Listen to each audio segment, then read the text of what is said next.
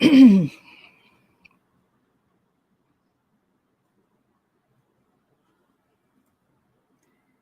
everybody. I don't see it. I don't know if something's wrong with the connection, but I'm going to go ahead and get started because this is right.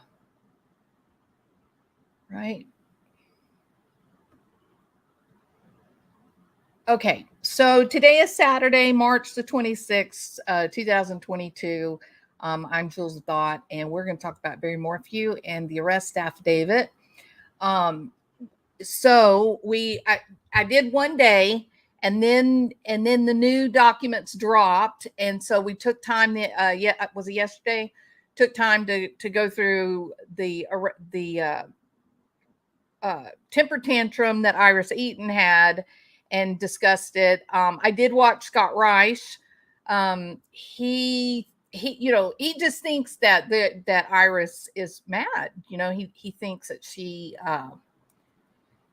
thinks that the prosecution is failing and that they're not living up to their responsibility. They're outnumbered. The case is bigger, according to Scott Reich. My synopsis of what he said, that the case, the demands of the case itself are much bigger than what that county and the experience of the prosecutors, what they can manage. And so these kind of housekeeping, well, it's not housekeeping, it's a law, but those details, like, if you get new information in discovery, then you must give it to the defense attorneys. It's not a decision whether you want to or not. You must do it. And that so far what they've attempted to do just hasn't been efficient and damn sure hadn't been effective. And that has served to really make the defense attorneys angry, frustrated. And now, now she's saying that it's a repeated problem, and it's enough of a problem that it seems to be like wanton type of oppositional behavior, that they're openly thumbing their nose at the judge and at Barry's civil rights, and therefore the ultimate punishment should be meted out. That they should just say, we're done. You're not gonna go through with this prosecution, and that's how it is. And Barry's a free guy. Goodbye. See you later. I still don't think they're going to do that. I hesitate to say that because I don't think there's anything predictable about this whole mess. And I am going to do a video. I found a channel that was really taking Lauren Sharf to task over some just outright stupidity. It's not a channel with any kind of credibility, but I'm going to make a video using that channel to show how there seems to be a lot of outside interference in this entire case, very much like what we saw with Chris Watts towards the end, where it looks like there's people that are working overtime to try to make people stop talking about the Barry Morphew case.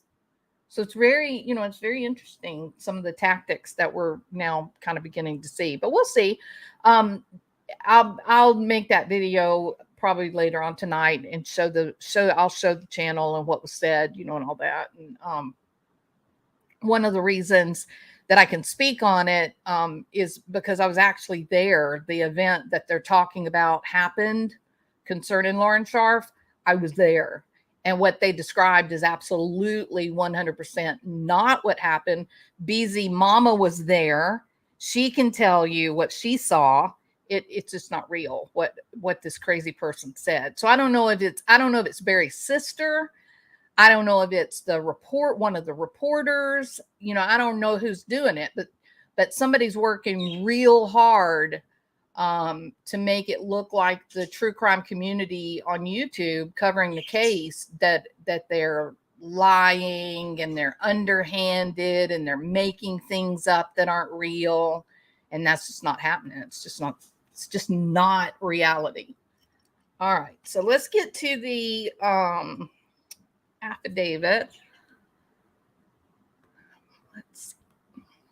All right. So where we stopped day before yesterday, where we stopped, we were just about to start Barry's interview, and this was the interview that happened on May the 11th.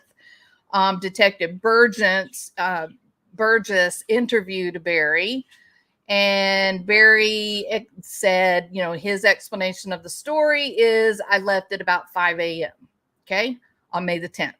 And he was going to Broomfield, Colorado. He said he did not talk to Suzanne, but that he could hear her snoring, and he just let her sleep when he left.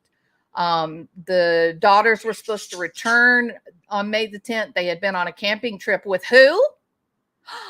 Barry's sister?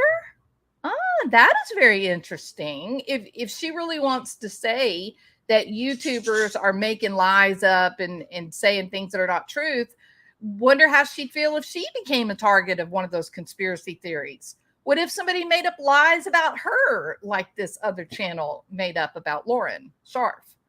So you better, you know, what's good for the goose is good for the gander. So you guys better watch it, you know, the things that you're saying that are so untrue. So anyway, the girls were on a camping trip with Barry's sister. He said, I left her on Mother's Day morning because it wasn't husband's day. Yeah, he did actually say that. How self-obsessed is that? That's a true narcissistic type statement. It wasn't husband's day. And I knew the girls were going to be back that afternoon from camping and that they would be spending time with Suzanne. That's his explanation. Barry provided his route to Broomfield, and in all the other interviews, Barry never, not once, did he say that he went west on Highway 50. Not once. Barry explained that his wife's plan for May the 10th was to clean up the house and get a spare bedroom ready for the daughters and her friend. And that was the girl said that no, we don't have anybody staying with us. That's not right. So right there, Barry's got a big problem with how he is explaining that in Mallory's room that the bed was stripped. That was his cover by saying, oh yeah. Suzanne, if Suzanne knew that we were going to have company, she was just like the white tornado. She just went through and cleaned everything, spick and span, new sheets, new bedding, new pillows. I mean, she made everything super nice when there was going to be company. But Barry, there wasn't no company, according to your daughters. Wasn't happening. Barry said that his wife rides her bicycle every day. And he also said that Suzanne was diagnosed with cancer twice in her life and she had beat it. Barry said he owned firearms and all of the ammunition and firearms were in a gun safe, locked up. On May the 11th, when the law enforcement, which is the day after Suzanne goes missing, when they search the house, they do find some firearms that are not locked up and they're actually in the residence. There's a high-powered rifle that was in a closet on the ground floor. And then the rifle appeared to be spray painted in a camouflage pattern. You couldn't find a serial number on it. And then later, Barry would present a rifle that had been sawed off. He would present that to law enforcement saying, this is the chipmunk gun. And he, for some reason, he took a scope from inside of the safe and added it to this gun and then claimed that that was the gun that was the chipmunk gun.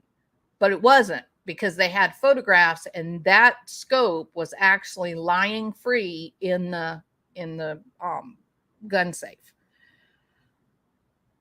There was a Benelli 12-gauge shotgun that was lying against the wall inside the garage, and there was a 22 long rifle cartridge that was located lying on the floor of the master bedroom. All right. Now that we talked about the helmet, and then I'm going to stop. Let me add this so that y'all can see this. Hold on.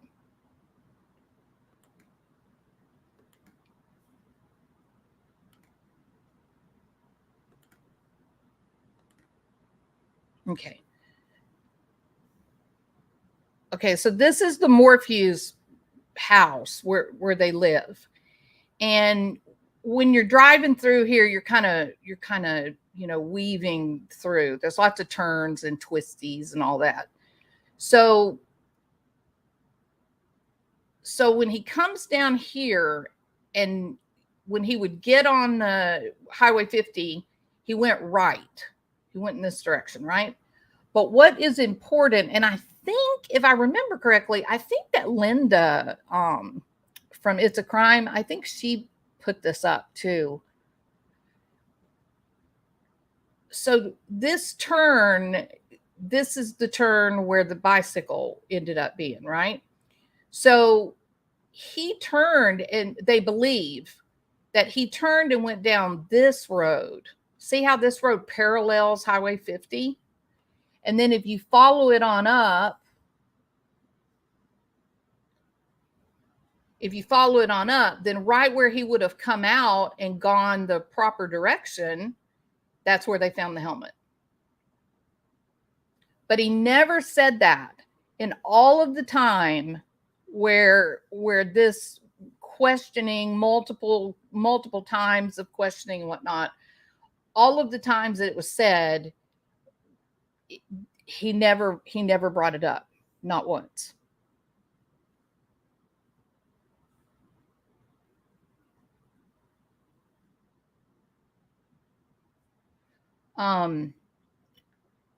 You see where their house is right here?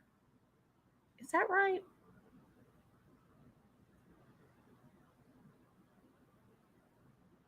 Yeah, that must be their house right there. And then you come out, you're at the top of the hill, you turn right.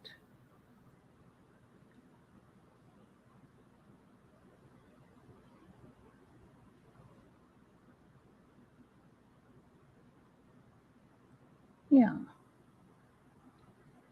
Because you're kind of not really seeing.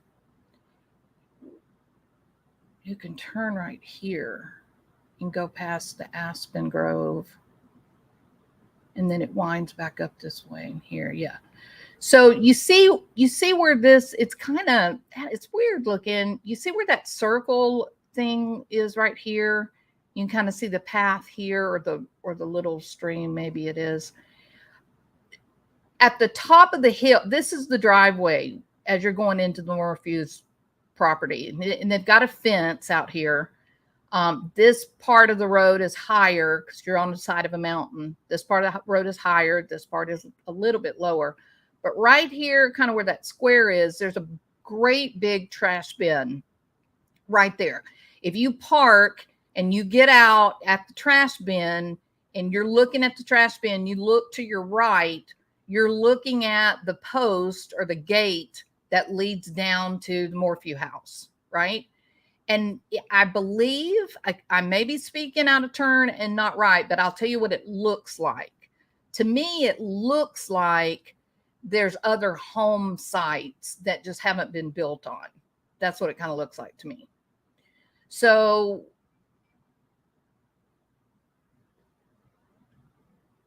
he's back over here now, right? Maybe right here at this house site.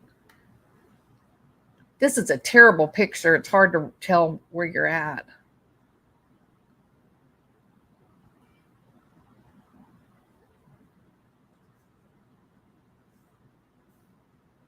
Yeah.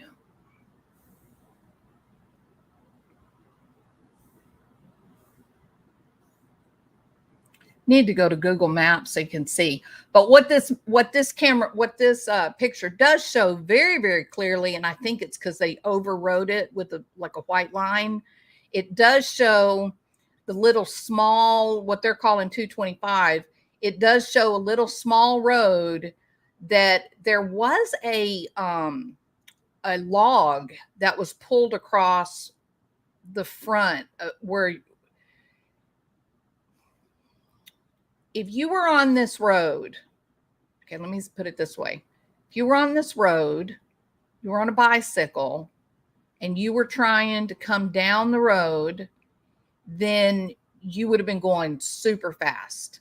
Same thing if you were coming from this direction. You'd have been coming from high elevation, going down to a lower elevation fairly quickly.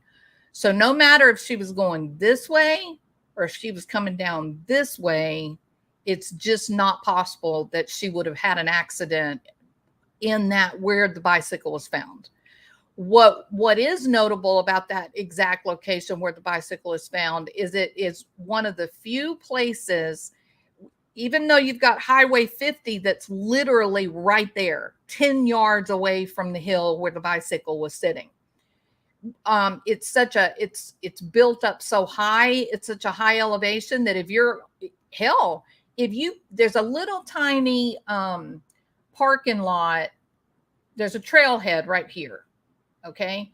So there's a little parking lot right here where you would turn in. You can kind of see it. You see this right here? See right there? That's like a parking lot. And so people will pull in and they'll park there, and then they'll walk across the street and they'll get on the trailhead up here, right? To go hiking kind of thing. And this is the one that Miles said, no, she didn't take her bicycle up there. You have to climb to get up to the actual trail. It would be way too hard for her to get her bike up there.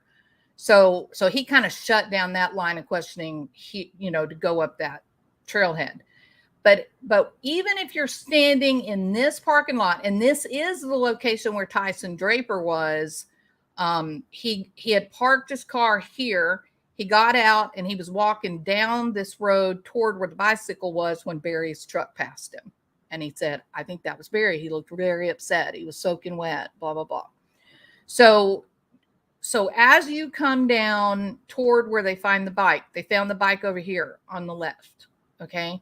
So as you're coming to, and you won't see it, if you're walking on the road, you wouldn't see where the bike was.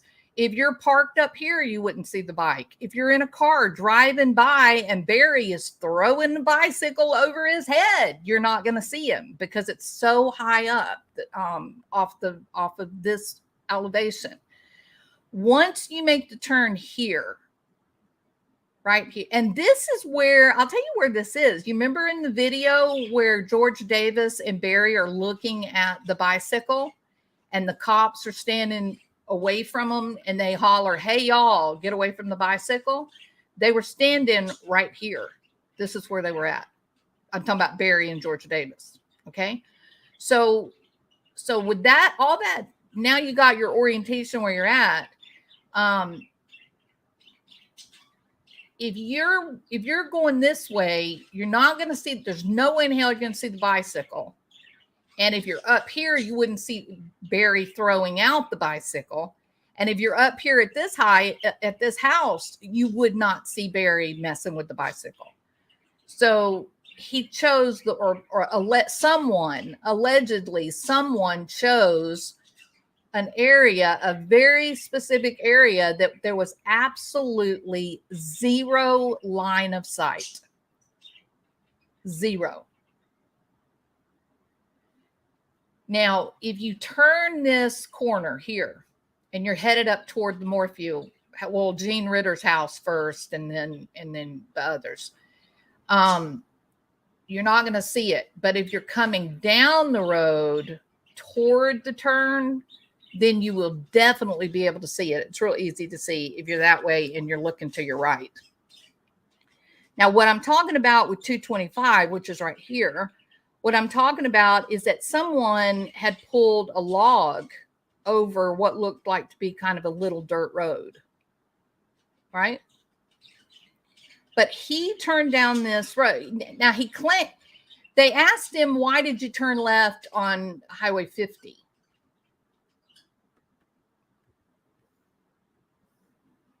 But look how long he could have been on this well-hidden small little road in the woods. Nobody would have been able to see anything. Look how far he could have traveled before he got to the place. And look how close. I mean, look at all this area that was there that is untraveled There's nothing out here. And this is where he claimed that he saw the elk, and he wanted to follow the elk because he collects antlers when the deer shed their antlers. He wanted to he wanted to see where their trail was, where their path was, so that later on he could get on the four-wheeler and go down and look for antlers that they would have dropped. So he claimed to have seen a herd of elk or whatever come through here.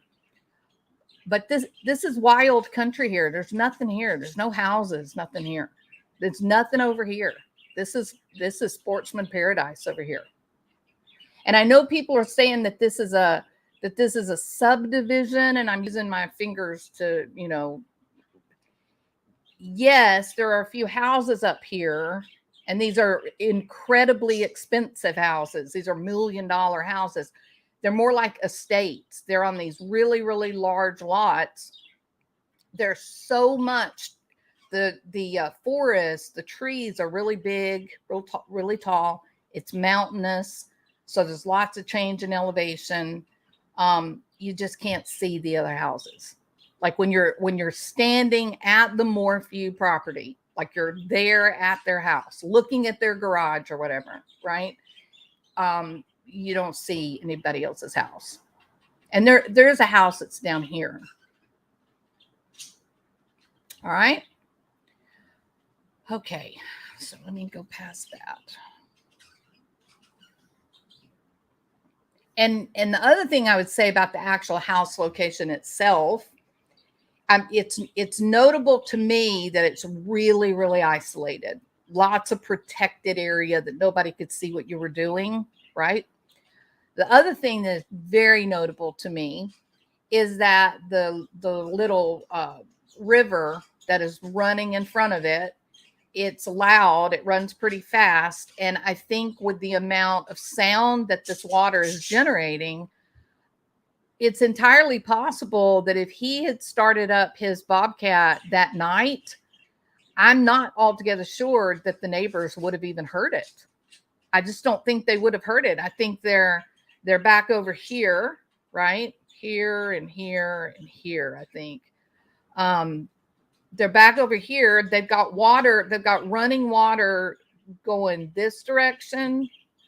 There's running water coming down this direction. And then there's running water back up over here. I just don't think, the older woman heard the I guess she thought it was a cement mixer down by the river. She heard that in the middle of the night. But that was a completely different setting. It was fairly flat and the water's deep. And so it's running pretty quiet. There's no big rocks or anything like that. So it was noticeable. I'm not sure that somebody would have heard the bobcat and thought in the middle of the night, if you were asleep. I just don't think, I think with the constant sound of the water, I just don't think your brain would have heard it and awakened you. I think you just get used to the noise, right? Because it's there all the time, 24/7. All right. So now we're at that's what I wanted to review because I didn't go through when we went the other day. So now the crime scene report, this is Grusing. Regarding the interior of Barry's F-350, the interior of the truck was cluttered with personal items. The interior dash area was dusty and dirty. And it was very cluttered. Like there was crap piled up in the back seat and there was stuff on the floor and, it was pretty dirty. On May the 9th, regarding the Range Rover, there were personal items to include Suzanne's driver's license and credit cards throughout the vehicle. Now, this is something I don't understand. And I really kind of wish whoever wrote this, I really wish they'd have been a bit more descriptive or exact. Does this mean that her driver's license and her credit cards were out of her wallet and they were just like strewn all over the car? Like somebody threw them? I don't understand this sentence. There were personal items. Now, if you take out the phrase to include Suzanne's license and cards, you take out that phrase and that sentence says there were personal items throughout the vehicle. But if we add in driver's license and credit cards, it sort of gives you the impression that maybe somebody went through her purse, took out the credit cards and stuff, and threw them at, like, looked at them and then tossed them over their shoulder kind of idea, right? And I don't know which it is. It just, the way that that's worded is messy. It's not very descriptive. Items from the interior were pulled out by sections or areas and then photographically documented on butcher paper. And you can see that in the photographs. So where you see the butcher paper, you know they're the ones that took it out. But that first sentence is really messy to me, and I really wish we had a better understanding of what the inside of the car looked like. Some of the items collected included her jacket, knit cap, pairs of sunglasses, a key in the glove compartment, the Camelback, and then her sunglasses in the front passenger, spa chemicals on the front passenger floorboard, and then a Scott bicycle service receipt in the front driver door. And do you notice there's no mention of prescription medication?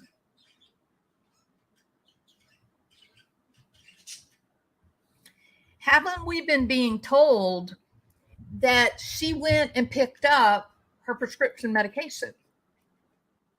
Right? But it wasn't in the car, I guess.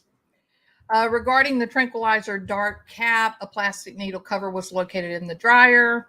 This was collected by sheriff's office along with additional items and swabs from different areas. And this is very interesting. The needle cover did have Suzanne's DNA. And I think, no, we did not talk about this. Okay. Suzanne told numerous friends, her daughters and Barry, that she did want out of the marriage. Barry refused to listen to her.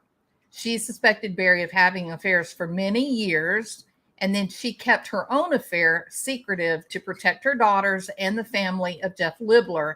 That information comes from Libler. Libler says they wanted to make sure that the children didn't find out about the affair. Although Jeff Libler's oldest daughter did read one of the messages from Suzanne. On May the 11th, Detective Burgess conducted a phone interview with best friend Sheila, who lives in Indiana. And Sheila had constant communication with Suzanne through text message, Snapchat, until Saturday, May 9th. Sheila said that Suzanne promptly checked her Snapchat messages, and Sheila was worried. I hope the bird's done. Sheila said that Suzanne promptly checks her Snapchat messages, and Sheila was worried that Suzanne did not read 3 messages from her on May the 9th at 6:40 and 6:48. Suzanne had been very excited about the wedding of Sheila's daughter, which was supposed to occur on May the 10th. Suzanne was helping Sheila prepare, and she wanted to watch the wedding online. And she was not there, obviously, for the wedding. One of Suzanne's text message said, taking care of myself physically in a stressful marriage. Macy and I had a very tough talk yesterday. She's weary of the tension here. She knows how he is toward me and almost begged me to divorce him. Now look, here's the deal. They're going to put Macy on the stand. So what happens to this young woman who's really, she just graduated high school. This is not a accomplished woman of the world who can deal with, problems. This is going to be very uncomfortable for her. She's got to make a choice. She's got to make a choice. Let me say it this way, okay? I want to say it because I want to be exact here. If what Suzanne said to Sheila is true, that she really did have a conversation with Macy And Macy really did, tell mom, maybe you need to think about divorcing dad. Okay. If that is true, she's going to have a really hard choice to make. She's either going to have to own that her mother told the truth and that actually did happen, because it's not hearsay. She would have been a part of that conversation. So judge can't keep that out. So will she be able, and I don't have any, I'm going to say this, I don't have any way of knowing if what Suzanne said to Sheila was truthful. We're going to assume that it is, right? I mean, there would be kind of a strange thing to say to somebody and it not be true. Why would you lie like that, right?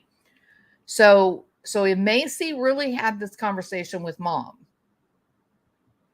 she's under an incredible amount of pressure right now because of the situation in her family. So I don't know, for a young woman her age, this is a nightmare. I can't imagine it being worse, really, given the same set of circumstances. Sheila says, what does he want? Have you talked any more about splitting? And Suzanne says, hold on just a minute.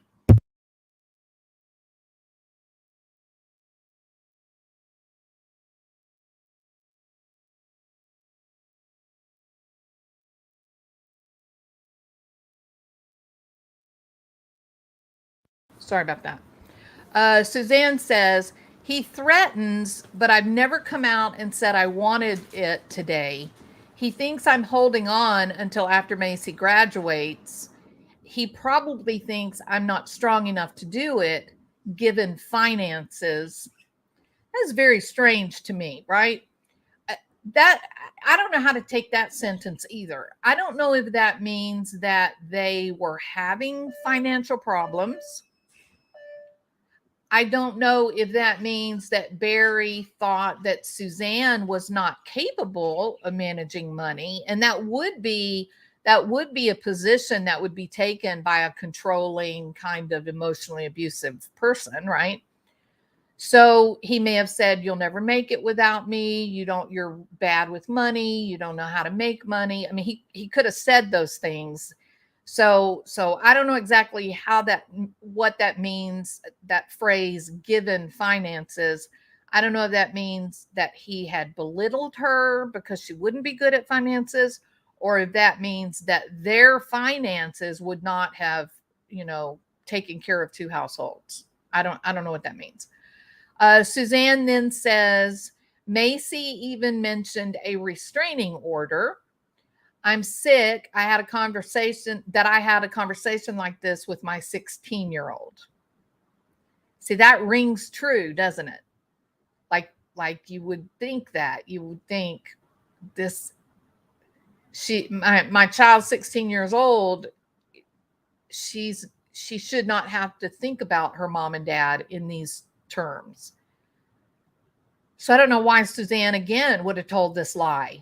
If the judge is trying to insinuate that this was a lie, that Suzanne was lying, it's weird. I don't know why she would, So Macy ultimately will be put in the position of saying, my mom's not a liar. That what the text says is exactly what our conversation was. But damn, would you want to be her? Like, would you want to be put in that situation? I wouldn't. No way would I want to. I just think this judge I think his ruling was completely wrong. Completely wrong. These cases that involve domestic abuse,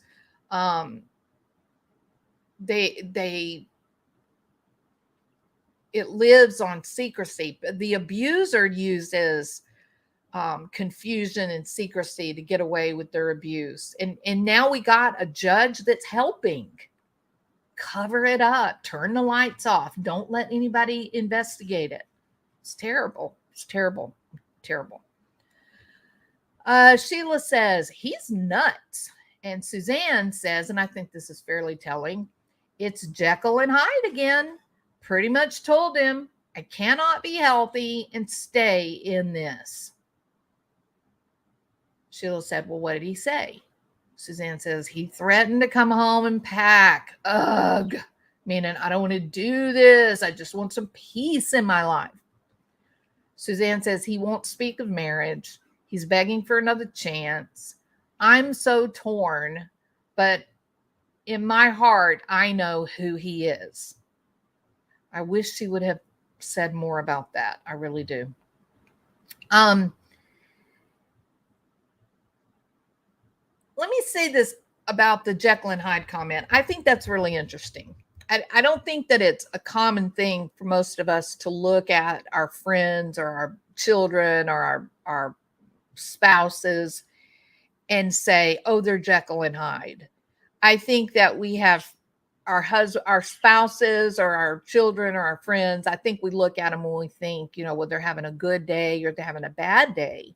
But I think when you invoke this Jekyll and Hyde image, I think you're talking about a multiple personality type difference. Like 1 minute you're one way, and then the next minute you're someone that I don't even recognize. Not that you're having a bad day, not that you're a little bit irritable, but you don't even seem like the same person at all. Whenever we hear someone describe an intimate partner as having a Jekyll and Hyde like presentation, that is a very good prompt for me to say, well, let's talk about drug and alcohol abuse.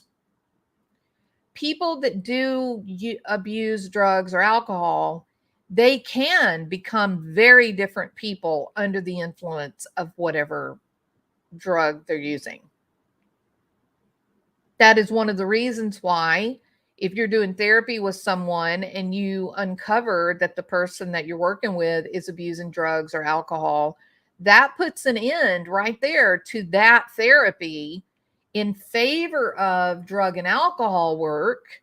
And then once they get the substance use under control, so it's less influential, then you can restart back with general counseling where you're learning coping skills or processing old trauma, things like that. But as long as someone is using alcohol and drugs to a point of intoxication, you're not, the work that you would be trying to achieve during a general counseling type scenario it's not going to work. It's going to be wasted time. So the fact that she says it is Jekyll and Hyde again, that makes me wonder if maybe Barry was doing some drinking or using some type of substance. I don't know Barry Morphew. I don't know anybody that knows him. I don't have any special knowledge. I don't know. I'm strictly thinking about. I'm strictly looking at this like from a theoretical point of view. The knowledge that when someone uses the phrase Jekyll and Hyde and they're talking about a spouse, that's an unusual thing to hear, and there must be something at the heart of it. There must be a reason to use Jekyll and Hyde. That's such a dramatic image, and usually those terms that's usually a phrase you do hear when you're working with a family where there's drug and alcoholism.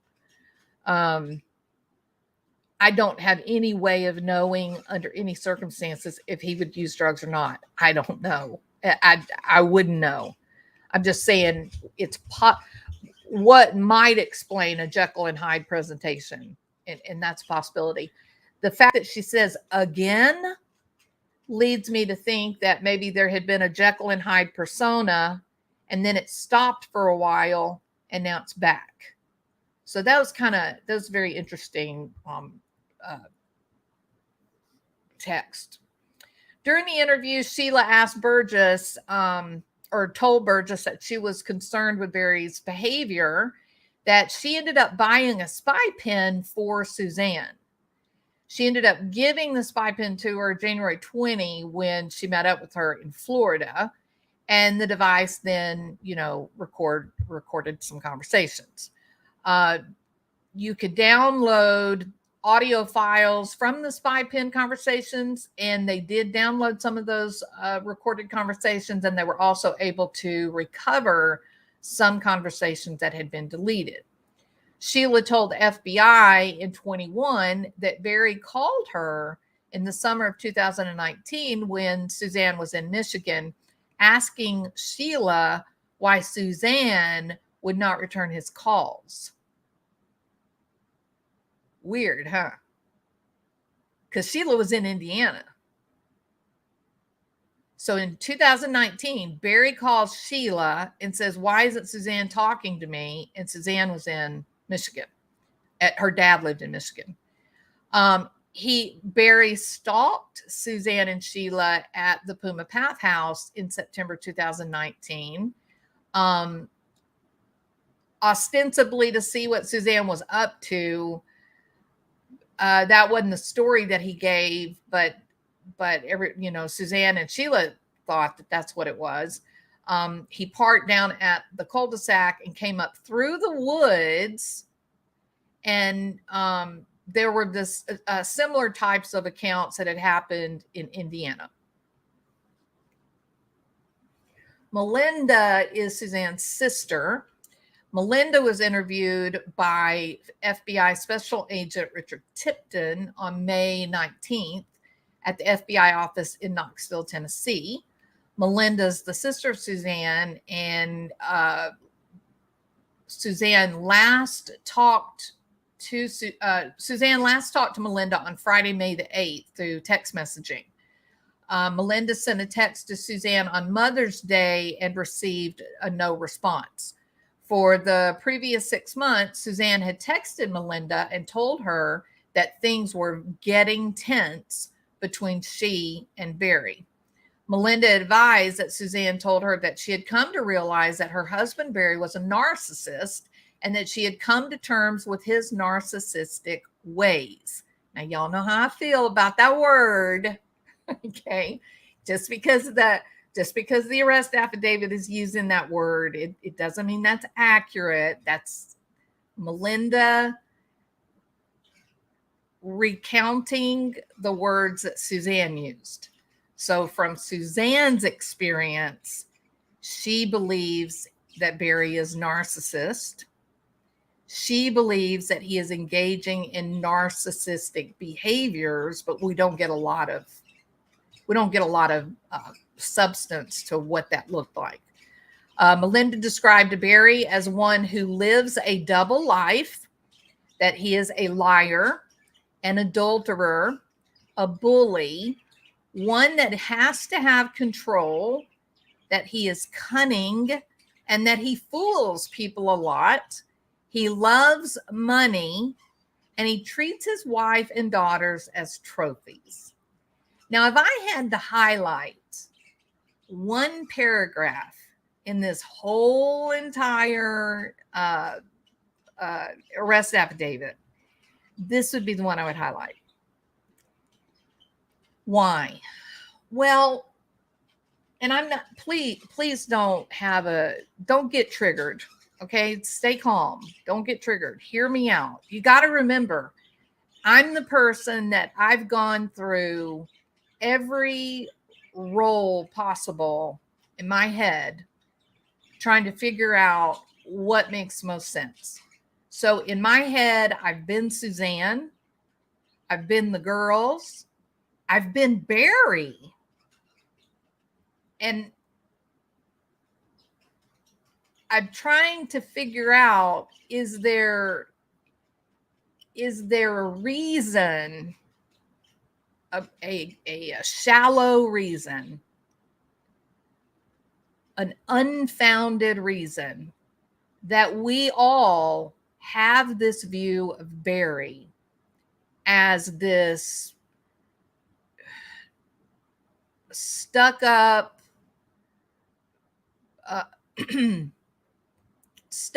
kind of megalomaniac, rude bully.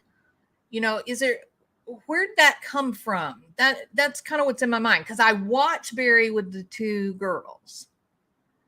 And I think, why are they hanging on him like that? That doesn't look right. I didn't have any trouble with it the day Barry left jail. I thought that's fine. They just look happy. They just look like they're engaging in normal celebratory behavior. It's cute. It's heartwarming. It's fine. I didn't have any kind of thought. At this point, when they come walking up to the courthouse, like, follow the yellow brick road, I'm thinking, really? Because we left the land of Oz a long time ago, Barry. Like, why are the girls doing this? This is weird. We've now gone past, look how much I support my father. Now we're just in weird la la land. I know. Here's something I do know. Ain't no way that Barry and the two girls walk around like this all day long everywhere they go. There's no way that is happening, right? Like when let's say Barry drives over to Gunnison and is going to take the girls out to eat. Well, let's go over to the steakhouse, and get some steak and lobster or whatever they do. Go get a hamburger or whatever. You'll never, ever convince me that when they get out of the truck, that they stand there together until they've all gotten their clothes straight and everybody's feeling, confident that they look good and everything, all systems are go. And then when they head toward the Red Lobster or the sizzling steakhouse or whatever they're going to, one girl is on one side holding him, the other girl's on the other side holding him, and they're walking like the Mod Squad with a big old smile right toward that door, like they're on a damn mission. That's not happening. Y'all know that. It is not happening. They're just like anybody else. They're not celebrities. They're not superstars. They're just normal people. That's all they are, that find themselves in an extraordinary situation. And so, they're going to go to the grocery store, they're going to go to Walmart, whatever.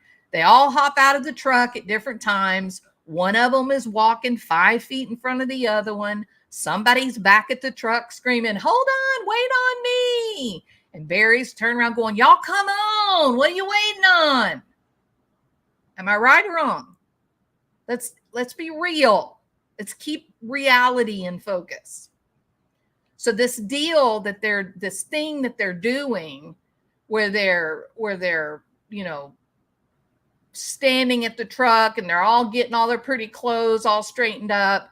And then each girl's got one elbow or arm hanging on to him. And then they walk in, the show of force, right?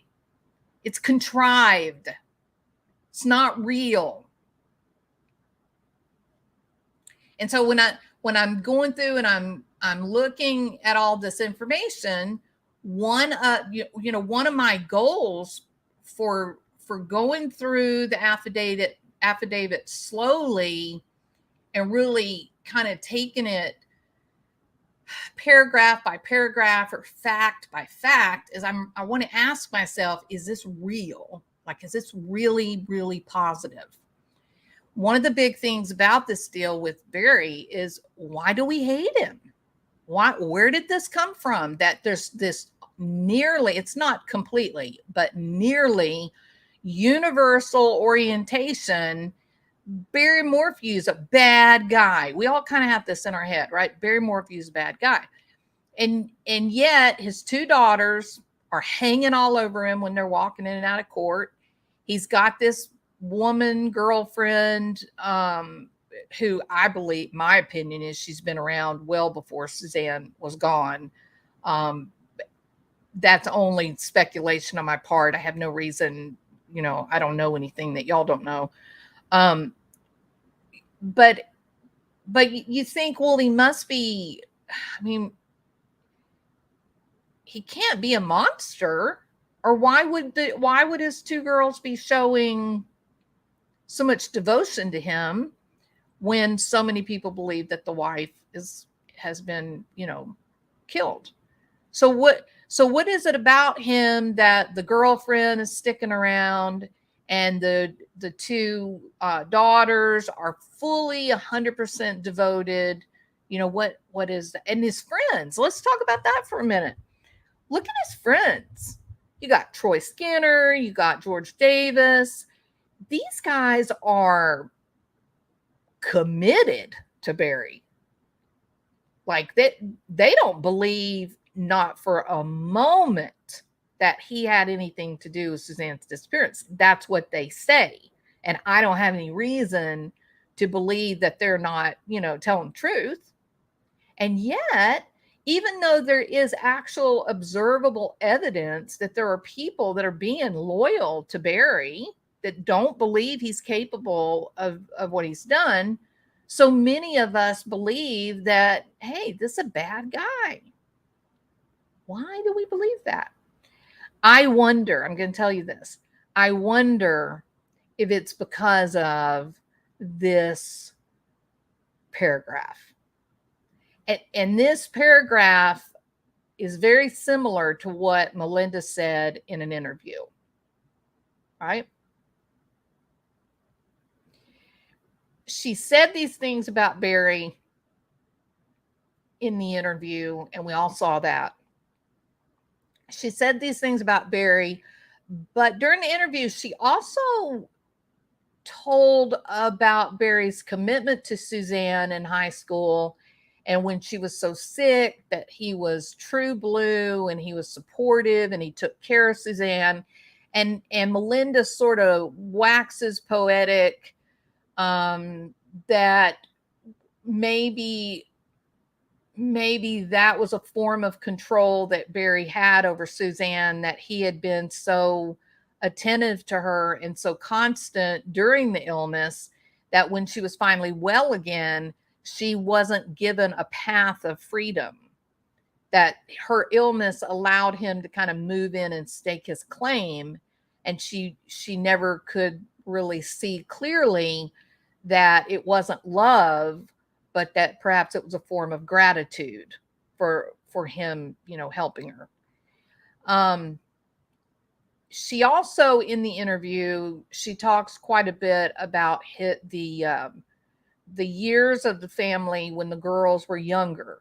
I'm not going to share those stories. They're not my stories to share. But what she says in the interview is that Barry was a good dad. That when the girls were younger, he was really involved, and Suzanne was really involved. That the girls grew up in a really, really warm and stable home. So it's really easy for us to hate Barry. I even jokingly named my bird Barry Behind Bars, because the silly bird showed up at a period of time where we were all outraged that he had been, given a bond, a low bond, in my opinion. But I think if you're Mallory or Macy, I don't think there's anything funny about it at all. I would suspect they probably hate my guts if they have watched my, channel. But I don't think, we have to remember and keep in our minds, they know how they grew up. They know what mom and dad were like, what life was like when they were little girls. They know what kind of involvement they had with their family as they became teenagers.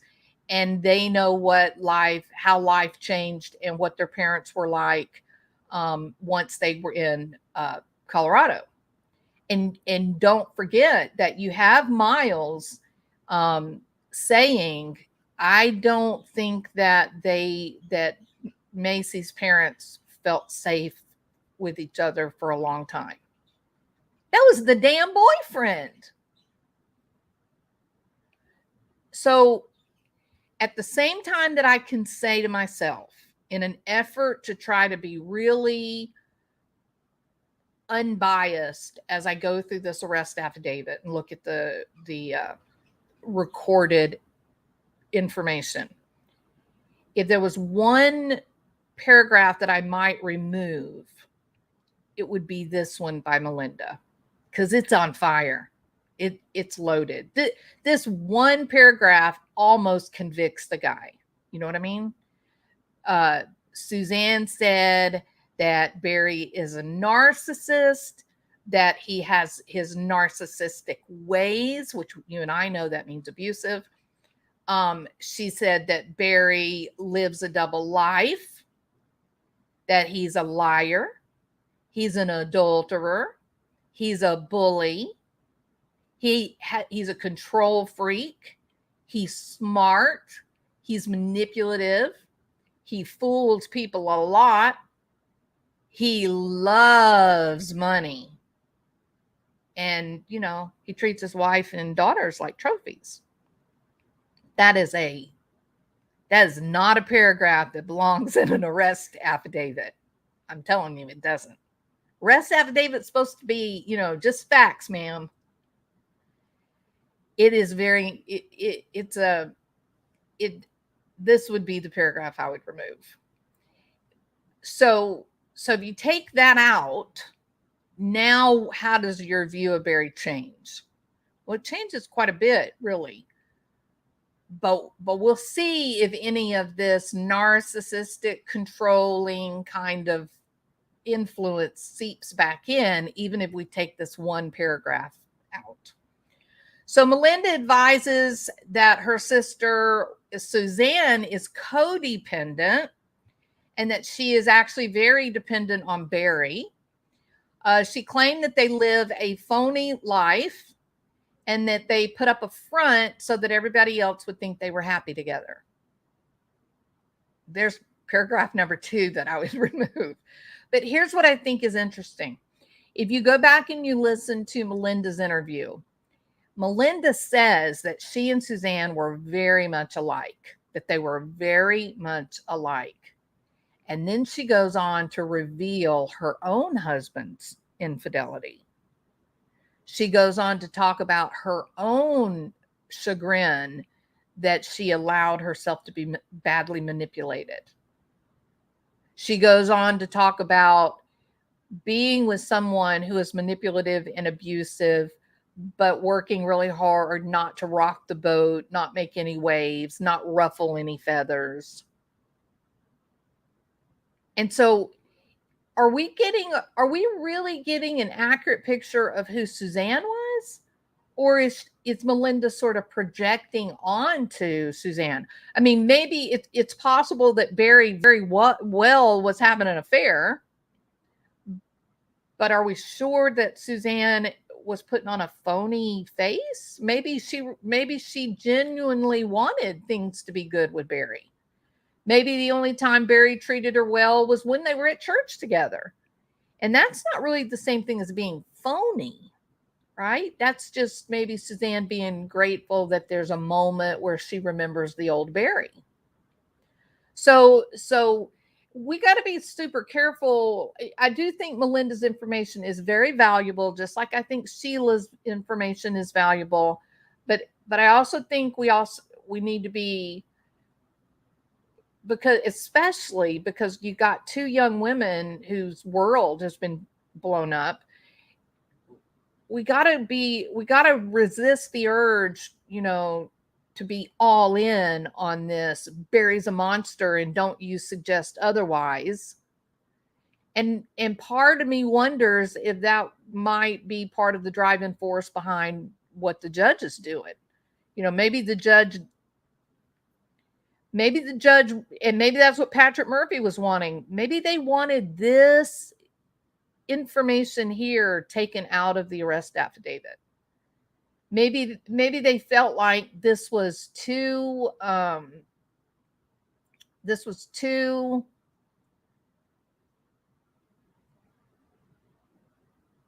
do I say it?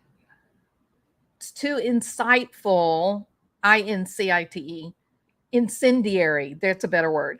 It's incendiary, but they don't have any evidence of what Melinda's saying. So Macy is the evidence. Macy gets out and talks about what she witnessed and observed and heard in her house. Miles gets up on the stand and talks about what he witnessed when he was at the house with his girlfriend. Then it's not incendiary anymore. But the way it is presented in this arrest affidavit, it's just this highly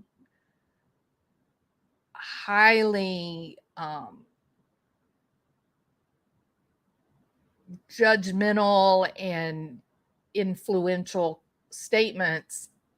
And there's really no way of knowing if this is bad blood between. Melinda admits, remember in the interview, Melinda admits that Suzanne and Andy and what's the other guy's name? David, I think, that they were not speaking to each other, that Barry took $100,000 or borrowed $100,000 from their dad.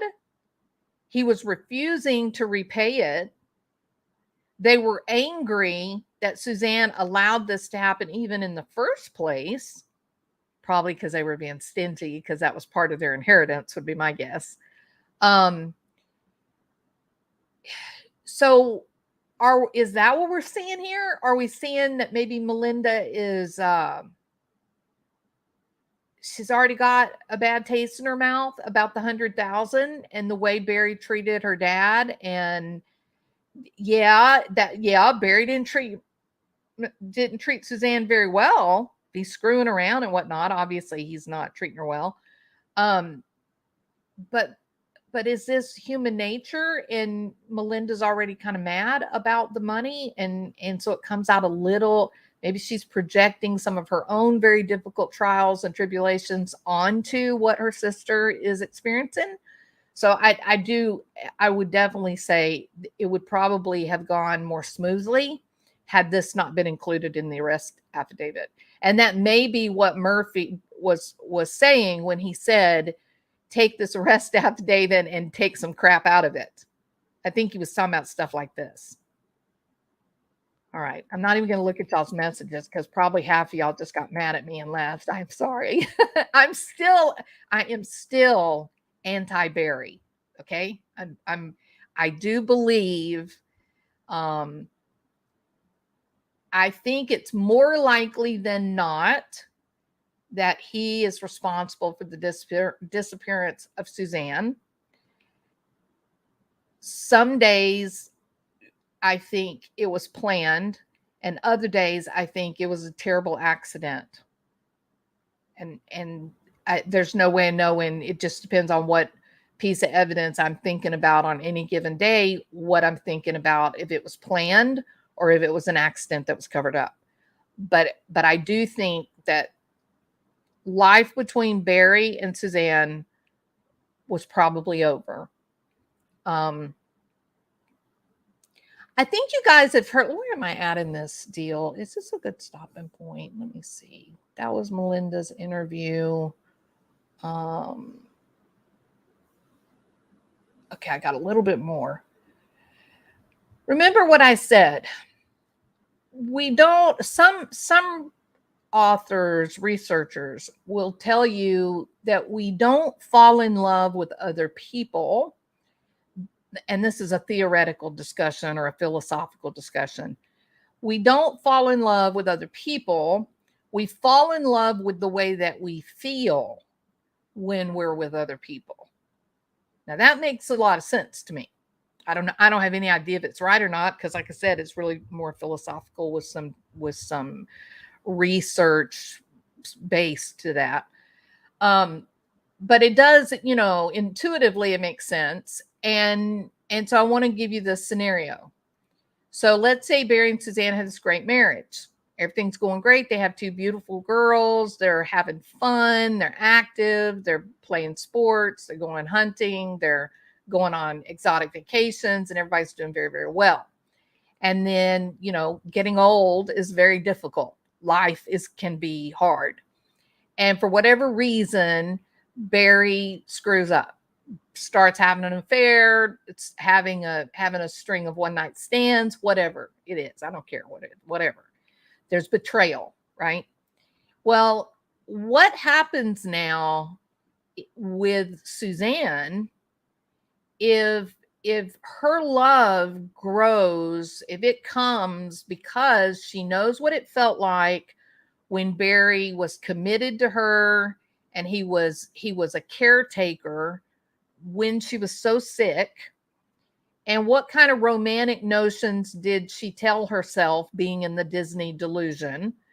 Um, and so she's with this man. They have 2 young children. They're living the life, and she's telling herself, I'm such a blessed woman. This marriage with Barry is a blessed union. It's clearly the right thing because, God wouldn't make a mistake, and he could have left, but he stayed when I was so sick, and I'm so fortunate and grateful to have him, and he's given me so much. I mean, this woman would have been in love with him, right? Almost even worshipful. And what does the Bible say? That women are supposed to honor their husbands and men are supposed to love their wives like Jesus loved the church, something like that. So Barry is in this relationship where he's sort of taken it for granted, but yeah, he's got a wife who's attentive and loves him, and she's beautiful, and they have these beautiful kids and a beautiful house and a beautiful life. He's man of the hour. And for whatever reason, because people are fallible, people make mistakes, people are weak, whatever, he screws up. He has an affair, or he has a number of affairs, or whatever he did. And ultimately, Suzanne finds out. So there's betrayal now. And when there's betrayal, now the questions begin. Oh, maybe God didn't bless this union. What was I thinking? Maybe God did make a mistake. And here's the reason I say that. Because Libler says to the investigators that he and Suzanne would tell one another that they were soulmates. And I was reading that, and I came across the word soulmate, and I thought, ooh, that's a hell of a word for a 50-year-old person to be using, right? That's the kind of thing that the young, idealistic kind of, thing you hear. But for somebody who's been through life's trials and tribulations, and you've come out, triumphant and whatnot, you have a richer understanding of human beings and relationships. And so this idea of soulmates, where does that come from, right? What does that mean, really? And I kind of equate that idea of soulmate, I kind of equate that idea with, we were destiny. This is a marriage that was blessed by God. It's all this kind of fatalistic kind of path, a completely certain path to your one true love. And without that one true love, you'll never be, completely happy. And come on, let's be real. That's just not reality, right? So when I read that about Libler admitted that he and Suzanne would tell each other that they were soulmates, first thing that went to my head was, wonder what Mrs. Libler would say about that. I'm gonna go out on a limb here and say, Mrs. Libler doesn't think that Jeff and Suzanne are soulmates. Promised you. It's a very childish kind of innocent type of love thought. And so thinking back to Suzanne, I just wondered if when the things went wrong, when Barry's secret life, as Suzanne said, when Barry's secret life happened, what did that do to her perception of who she is in the relationship with Barry? And suddenly she's not the adoring, grateful, dutiful, worshipful wife. Suddenly she's looking at him thinking, you hurt me. You hurt me worse than anybody has ever hurt me. Why? How could you do this to me? How dare you? And then starts the dance, right? Oh, I swear I'll never do it again. Oh, okay. And then you have bonding sex, and then he goes out and screws around again. And then the wife is even more disillusioned and broken. And then they have bonding sex again. And then he swears he'll never do it again. And then he does. And then he gets hurt again. And then pretty soon the sex stops. And then when the sex stops,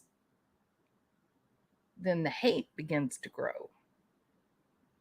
If it is true that we do not fall in love with other people, we fall in love with the way that we feel when we're with that other person,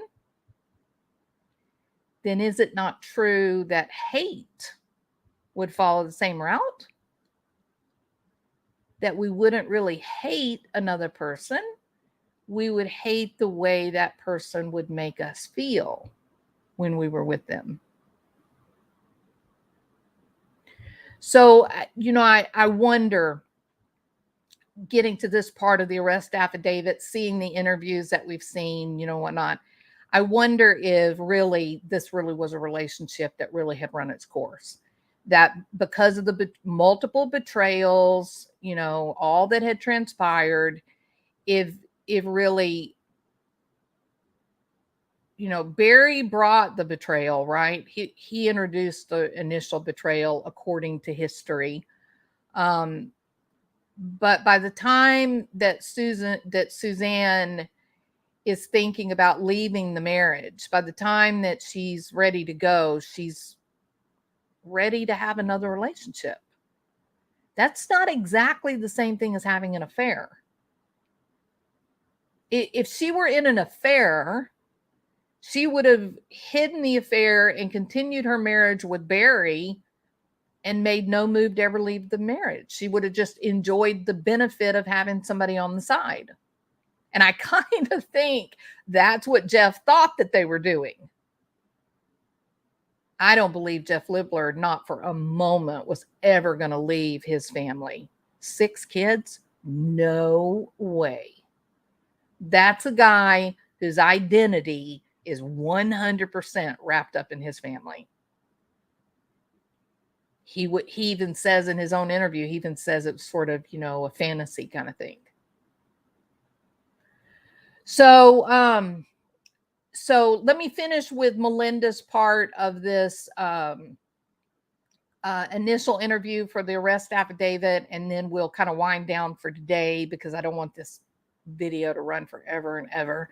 And so Melinda goes on to say, it's hard dealing, or I'm sorry, Suzanne sends a message to Melinda and says, it's hard dealing with the harsh abrasiveness and having to show respect.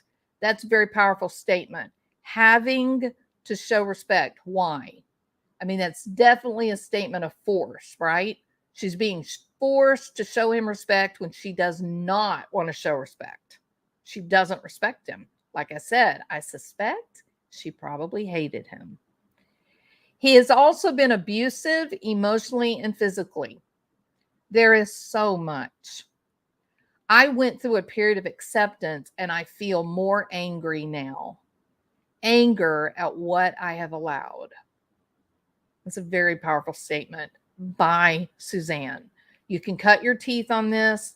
This is a text message. It is her typing the message. It's very powerful. You can believe what she put there. Baumach told Grusing that she did not, or Melinda told Grusing that she did not have context for why Suzanne texted on May the 8th that Barry was physically and emotionally abusive. She had not discussed those things with Suzanne, and she was very surprised to see the text. Well, if Suzanne was constantly being told how lucky she was because she got the man of the hour, because he was so devoted and carried her around when she was going through chemo treatments. If everybody looked and said, oh, you're so lucky you got Barry, do you think it would be very easy to try to make somebody believe that he was abusive? He wasn't abusive. He was Barry. See what I mean? So she may have been keeping the secrets because maybe she just wouldn't have believed that people were going to believe her. Melinda described, I'm sorry. When Melinda found out May the 11th that Suzanne was missing, she said out loud, damn it, damn it, damn it. She knew that Barry had killed her.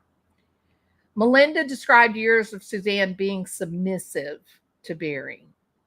She allowed Barry to control their fight. Now, remember, Barry carried her to the bathroom. Barry was there to cook her meals, to wash her. They had already established a relationship that with a high power differential, where she was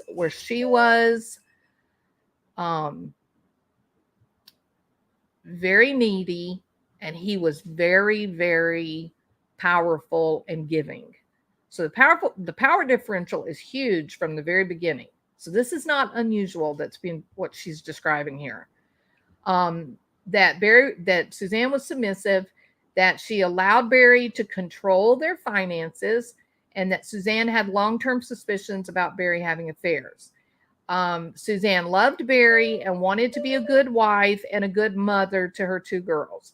Melinda thought the primary reason for the move to Colorado was Barry's long-term desire to move there for hunting. She thought Suzanne threw caution to the wind and moved in an attempt to save their marriage and start over. But that is confusing to me because during Melinda's interview with the television, she says that it was Suzanne who wanted to move, and that Suzanne found the house on like Zillow or some real estate thing. Do y'all remember that? So I was really surprised to hear her say that in what was the name of Echo Through the Canyon. I thought, what? That's not what the arrest affidavit says that you said. You said that Barry wanted to move and that Suzanne just sort of agreed and said, okay, we might as well. But what she says in Echo Through the Canyon, it is that Suzanne found the house and they moved forward and made it happen. Melinda provided documentation that Suzanne inherited about $208,000 from her mother in 2013. And then a couple of years later, 2016, she got an additional $217,000. There was also land. So that gets you at around $425,000 total. That's not to mention what she would have inherited from her father. Her father was quite wealthy. And it doesn't take into account the land. She got a lot of land. And that was another source of disagreement between she and Barry. So Suzanne, on her own 2 feet, was definitely in a position. If she could have got herself a little job teaching somewhere, she could have been perfectly safe the rest of her life. So I don't know why Barry said that he didn't think that she could do it given the finances. I'm really, really curious about what that means. That hopefully at trial we'll learn more about the finances, I guess. And that is the end of the information related to Melinda. But I don't want to downplay the importance. I think that the information from Melinda in the arrest affidavit is so incendiary. I'm not saying that it's not true. I'm not saying that it's not accurate or right. None of that. But what I am saying is, if I had been writing this, and I don't know, I don't write arrest affidavits, but I do technical writing, right? So here's what it would have looked like, how it would have been different. And this is what I thought that an arrest affidavit generally does. They'll provide some kind of collected evidence, something real, or if it's a person's statement like this, then they follow up by presenting an additional piece of evidence that would support the statement that the person made. And that's what you would do in technical writing. And they didn't do this here. Melinda's stuff is just sort of, here's what I think. So, and not that that doesn't have a place in trial. It definitely has a place in trial. But I'm just saying, for this to have been the arrest affidavit in the preliminary hearing, you take Melinda's words out, what are you going to be left with? And I'm going to leave somebody else to go through the arrest affidavit and try to pretend that Melinda's influence is not in there and see if we come up with anything dramatically different. If nobody else does it, then maybe I'll try to do it next week, but won't have time this week. Okay. All right. I think I'm going to stop right there. And we are on page 12. Notes from Suzanne's phone. So that will be where we start off next time. All right. Hey, Teresa Fountain, how are you? Okay, I put a link up to your channel. I'm trying to get everybody to go over and join your channel. So keep me updated if you need anything. Where are my glasses? Teresa says she could receive medical coverage for her cancer and anxiety with Social Security and Medicare and go back to work once and if she felt better. No, yeah, no, I definitely think she would have been able to, there's no doubt she would have been able to manage. There's no doubt that the court would have held Barry's feet to the fire and you know, he would have had to have been accountable for her inheritance money. That's just how it is. That was her money. So it's really I find it really hard to believe that the judge cannot make the connection between her saying, I've had enough, I'm done, we're going to end this civilly, and then she's gone 3 days later. I don't think I think I'm going to tell you this. If I was the prosecution, I'm going to tell you, if I was the prosecution, I would be talking about that every chance I got. I'm talking about when I was talking to the jury. That is something that is really hard to ignore because of what we know about domestic violence, right? If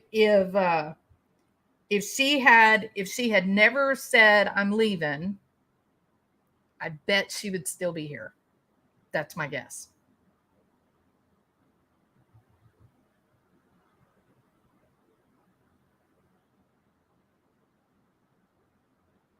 Oh yeah, Teresa. No, I agree. You know what I found interesting, Teresa? Looking at their credit cards. You know, he's kind of the $1 million man, right? All of the pinning, all of the external signs of lots of money, but then when you get into the substance of it, it's something else. Like he buys these big F-350s and you know, they look like such cool trucks, but then you look at the inside of them and he's turned them into, you know, pigsties, right? But it's like the only thing that matters is the appearance. That's what matters most, right? I thought it was so interesting. They had 3 credit cards, right? There was a Credit One, which is just a general credit card, I guess. And then there was a Cabela's and a Victoria's Secret. And that was it. Isn't that weird? To me, when I looked at that, I thought that is so damn stereotypical kind of thing for an over controlling man. Oh yeah, honey, I'll give you a credit card, but it's got to be Victoria's Secret.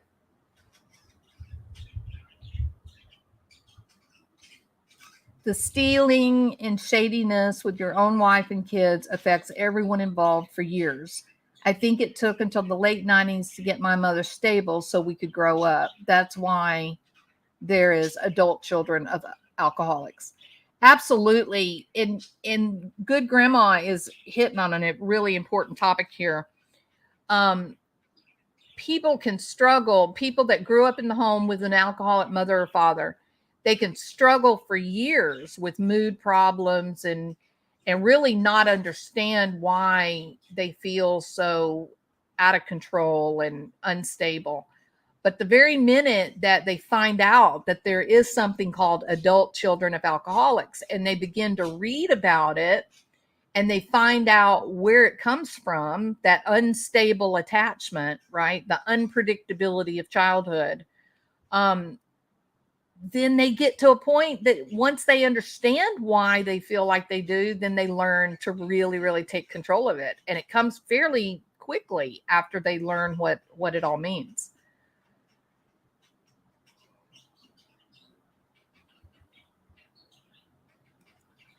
Yeah, it's all about, I'm sure it's about the external.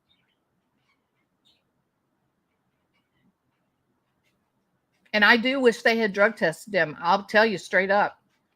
I will tell you this. I see a lot more just kind of theoretical markers that maybe Barry was using drugs or alcohol.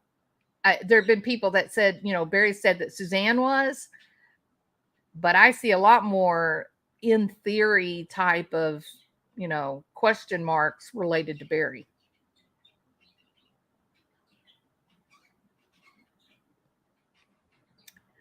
It's common for children to equate love to material things. I don't know about that. I am a big believer. I'm a big believer in the 5 love languages, and just like anything else in our lives, we are what we learn, right? So, gifts, that is one of the love languages. But so far in the research, there doesn't seem to be like a connection between affluence and your love language. It really your love language does tend to be kind of more related to your basic personality features. And I think that, well, I don't know. We don't really, can I say this? Oh, I'm going to get in trouble. I don't want to get in trouble. We really don't have any way of knowing if the girls are materialistic. Okay. I think that they're really fashionable. I think that they dress really, really well. But I want you to stop a minute and think about this. Are they really dressing like an 18-year-old and a 22-year-old? Or do they look like young career women? Do they look like young lawyers? Yeah. So who do you think is putting the clothes together? Come on. Own it. So if Drew and Iris are controlling how they walk from the truck into the courtroom, don't you think they're also controlling the way that they all look, what they're all wearing? Right? You say, well, they were driving Range Rovers. Yeah, but did you look at the years of those Range Rovers? Barry bought them all used except for his F-350s. They were new. Teresa says, spoiled to the max. Jules, isn't it difficult for Suzanne to take medication for cancer and drink without harm? Sure, but it also would depend on what medications it is. Some, it would be, even, well, I can think of one in particular that it would probably more than likely would end up causing like a heart attack kind of problem.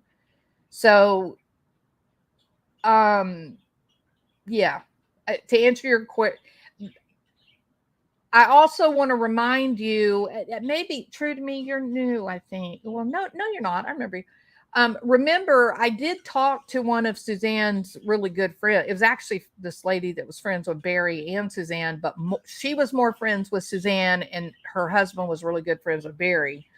And I told her, she started talking about Suzanne, and she was emotional, and I didn't want her to come back later and think, so I stopped her and I told her that I had a YouTube channel, but I was not going to say anything that we had talked about. As a result of that, what she did end up telling me is that she said that she wanted me to be sure when I was talking about Suzanne to say that never had it occurred to her that Suzanne was intoxicated or sleepy or unstable, and that Suzanne was a health nut and she was always eating really, really healthy food. And that, yes, she was new to mountain biking, but she was always doing some kind of exercise, whether it was going for a walk or lifting weights or running.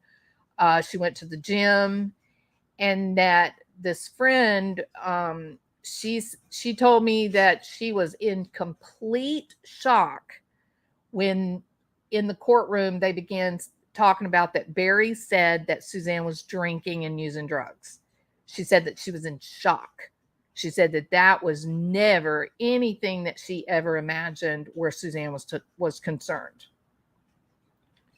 So there's that, right? Who are you going to believe? You're going to believe a man that everybody's looking at and says, ooh, you're going to jail. So he's got a lot on the line in terms of saving his ass. Or are you going to believe the best friend who is not going to she doesn't have anything to lose and she doesn't have anything to win. She just wants the truth out on the table, right?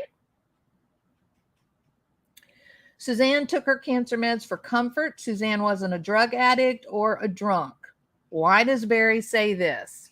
Well, there's one of those red flags, Teresa. From a theoretical view, he's pointing fingers saying you use drugs and alcohol. Everybody that knew Suzanne is aghast and they're going, what? No, are you crazy? That's crazy, Barry. Why are you saying that? Well, is it because Barry's worried that it's going to come out that he's the one that's using these things? You got to ask yourself. He wouldn't be the first guy who said something like that, accused his wife of using heroin, and the wife is looking at him like, are you nuts? Heroin? Are you crazy? And then, a month or two down the line, then guess who's using heroin? Not the wife. You see that kind of thing with infidelity. You'll see a husband that'll say, "Ooh, you're screwing around. I know you are. I'm going to hire a private detective." And the wife is just thinking, "You're nuts. I don't know what's wrong with you. That's the dumbest thing I've ever heard. You're just dumb." And then guess who's actually the one who's really screwing around? So that happens a lot in relationships. Yeah. Teresa says something very interesting, that perhaps Barry drugged Suzanne. There's a thought, right? There's a thought. And there is something in the arrest affidavit, Teresa, that talks about Barry went to CBD Timmy and purchased something. And here's the question I have, Teresa. I went down to what's it called? The Jug and Loaf. Yeah. That's a quaint little name. Okay. I went to the Jug and Loaf, and I was standing there buying my Diet Coke. And as I looked to the right of me out toward the street, there's marijuana. There's THC there you can buy. They had Willie's Select, joints and some gummies or something. They had it wasn't like being in a dispensary, but they had a little case there that had a few things that you could buy. That's at the damn Jug and Loaf and Jug. Yeah, something like that. I can't remember. So can you riddle me this? Why in the hell does Barry have to go to CBD Timmy to buy CBD. They're in Colorado. There's dispensaries everywhere. And then I was in complete shock that there was some in the jug and loaf. I couldn't believe it. I was like, damn, it's like buying cigarettes or something, you know? And Teresa, now that's what I've said. Thank you. Thank you for bringing it up again. Where are the medications? We have heard that was one of the last places that she went to was like Walgreens or something. She went to the drive-thru, pick up her medication. Where is it?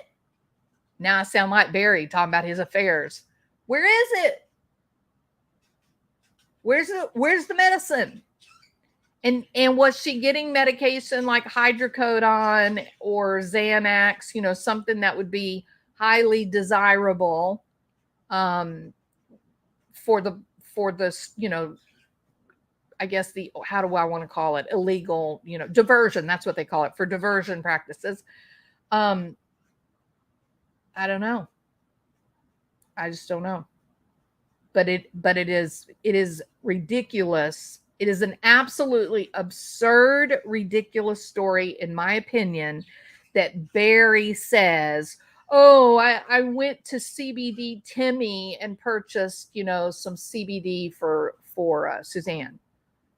Well, you dumbass, it's all over the place. You're in Colorado. What do you mean you got to go to CBD Timmy and buy it off the streets? That's absurd. It's crazy. It's just crazy.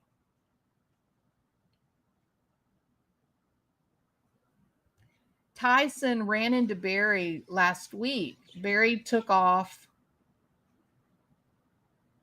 Oh my God.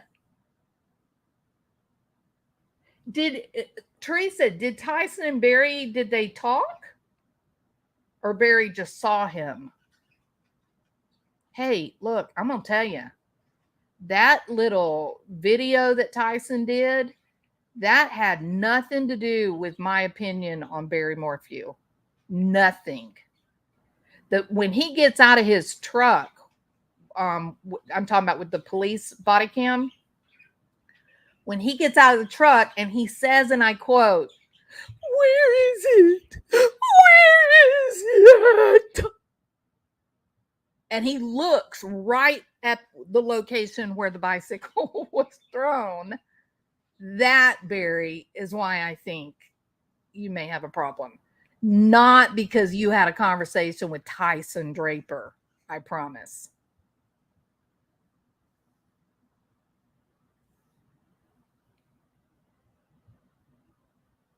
Yeah, guilty much, Barry? He could crush her Xanax injection to her with the syringe dart. Teresa, do we know that it was Xanax or was there also hydrocodone? I had heard that she was also taking hydrocodone.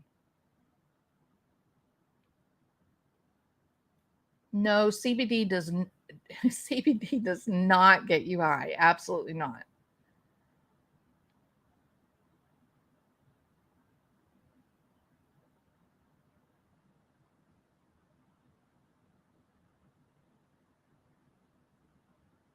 Yeah.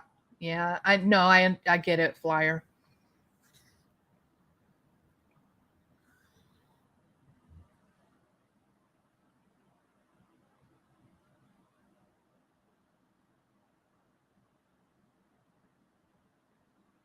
Is that your video, Teresa, or is that Tyson? Barry gave Tyson. Damn, Barry. Grow the hell up, Barry. You really gave the guy the finger. Oh man. That's embarrassing, Barry. Shit. I thought it was embarrassing that somebody named their bird after you. And here you are giving the bird to someone else. But I'm telling you something, Barry Morphew. Around my house, you are buried behind bars. Barry spun his tires to get away. Barry spilled his truck and nearly hit someone. Oh my God. Sounds like Barry. Sounds like you may need a little bit of THC, big guy. Just chill. Just relax a little bit. You can't go around flipping the bird and squealing your tires. You know, you're not 17 anymore, Barry. She had both. There you go. Okay, now then, I don't know if you guys know this or not, but they don't very often prescribe hydrocodone with Xanax. In fact, there's a very limited number of patients that are able to get that concentration of or that combination of medications. And generally, that is reserved for people that are experiencing some really intractable pain because of cancer. That is not drug abuse. Can we all agree? That is one of my soapboxes. What we have done to people that are living in pain is horrendous by putting political policemen in charge of, you know, what a doctor can do in his office. It's a nightmare. They should get out of the doctor's offices. But nevertheless, if she's getting a prescription for both, that tells me a lot in terms of what her physical condition was. So, now that you say that, Teresa, I will tell you this. Your theory on crushing the medication and possibly injecting makes a lot more sense. It is, I'm going to be really careful because of, let's see, how do I say this? Be careful. It would not be typical.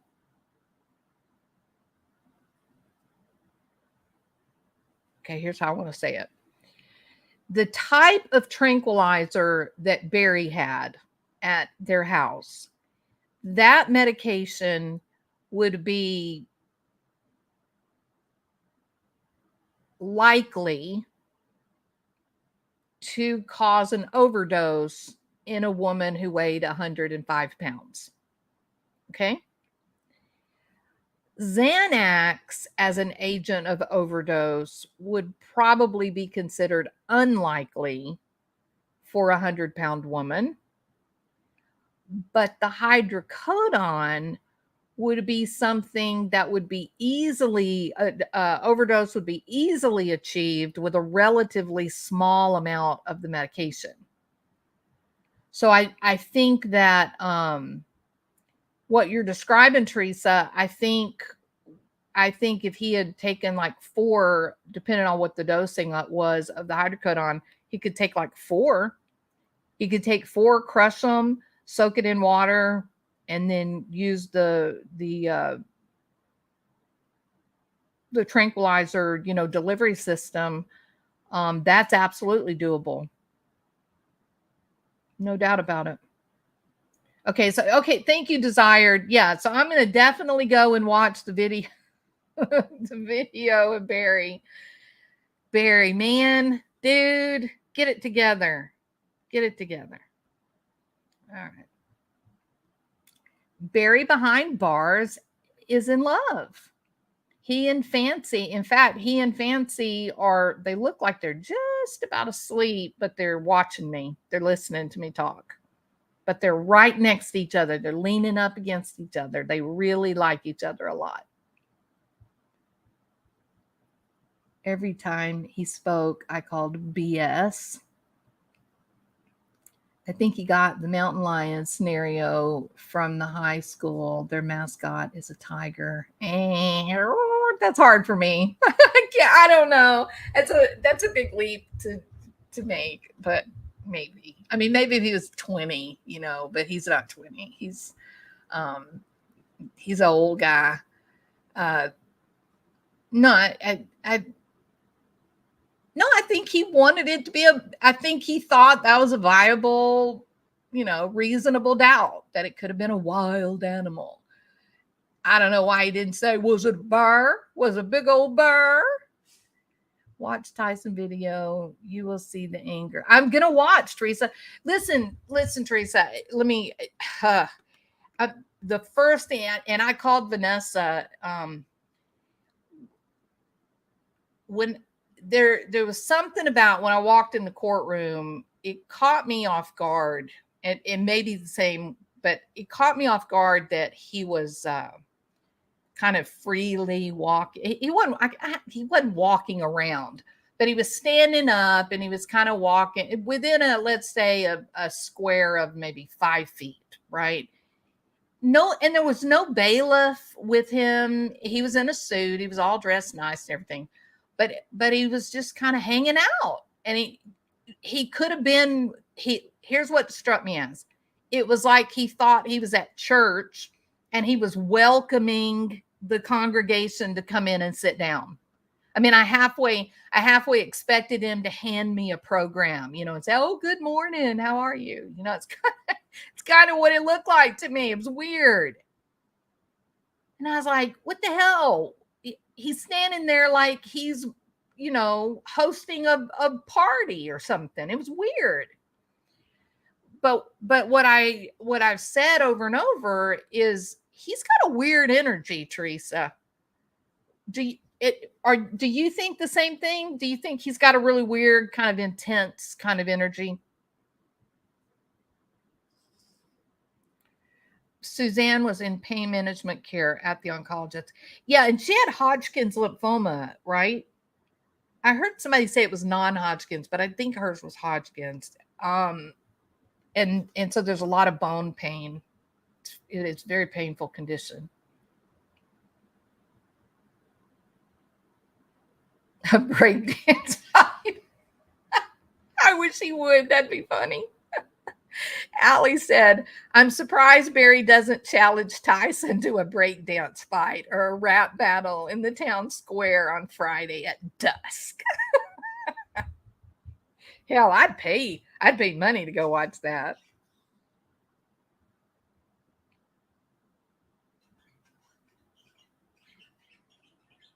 That's right, Teresa. I agree. Yep.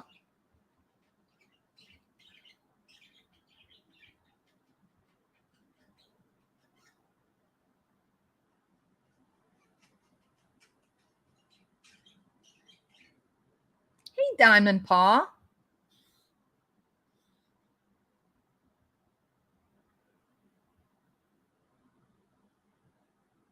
Not necessarily, Mama Mo. You're not making people alcoholics. No, but I do think that what happens is I think that we do tend to be most comfortable with what we know, and so I think that the people that we choose, there's something about them that's familiar. And so the person that you marry, if you're an adult child of an alcoholic, the person that you marry, they may not be an actual alcoholic, but maybe they have a personality disorder. Maybe they're, have a gambling problem, things like that.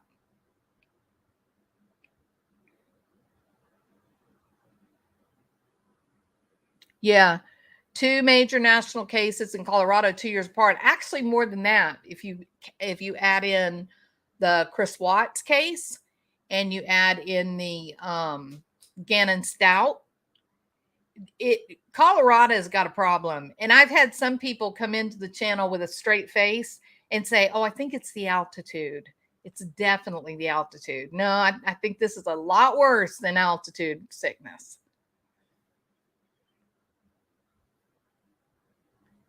Did your birds meet at the dumpster? Absolutely. Don't you know love is in the air at the dumpster? I think Barry and Soho meeting at the dumpster was a dumpster fire. It was the proverbial dumpster fire.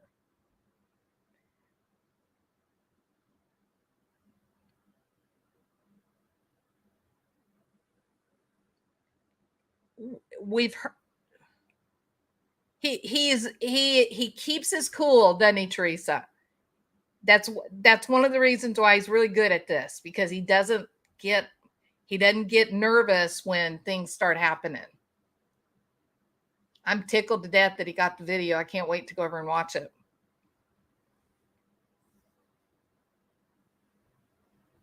What do you think, Teresa? Do you think that Barry's got a weird kind of vibe, kind of a weird intensity? You know why? You want to know why Barry's afraid of Tyson? Because Barry underestimated Tyson. And I would suspect that doesn't happen very often with somebody like Barry.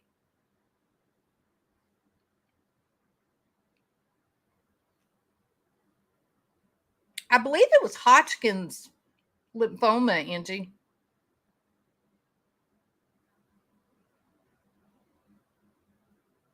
Yes. So see, Barry's got a weird vibe, y'all. I'm telling y'all, everybody that I know that's been around him, talked to him or whatever, when I say something like he's got this really kind of intense, weird energy without even talking, and people are like, "Oh my God, yes, it's so weird." You know, it's hard to, you don't really know what to name it, but it is palpable. Yeah, I mean, you can, I mean, it's there. So he's very intense. He doesn't look away when he makes eye contact, which is really unusual for people. Um, yeah. I hate to tell you what came to my mind as I was sitting in the courtroom and he was looking. In fact, I think I just will keep that to myself. But there was a name that went through my mind when I was watching his eyes. I was like, hello, that's scary. All right. And Tyson said, I just wanted to say hi. There you go.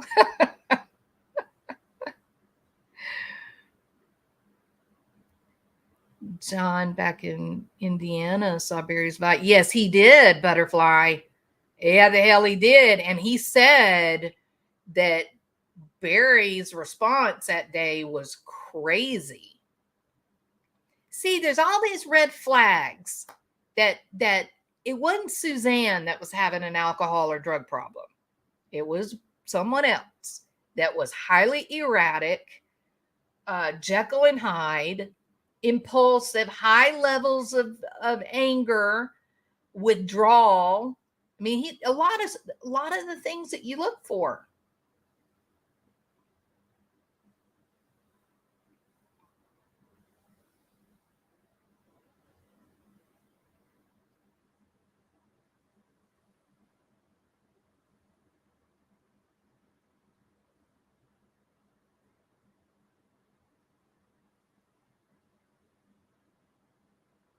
A 100% true to me. Yeah. I really do.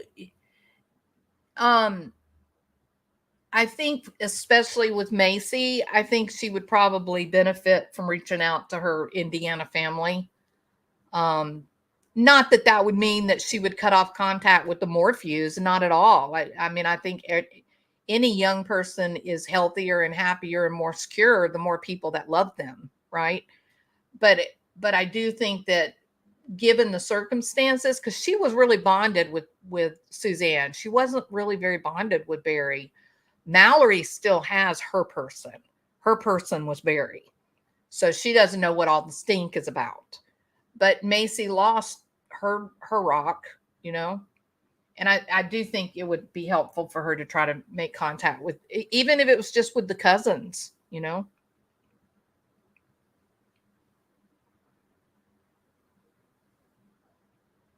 I agree, Teresa. He is a ticking time bomb. Am I right or wrong? And I hadn't even seen the damn Tyson Draper video yet.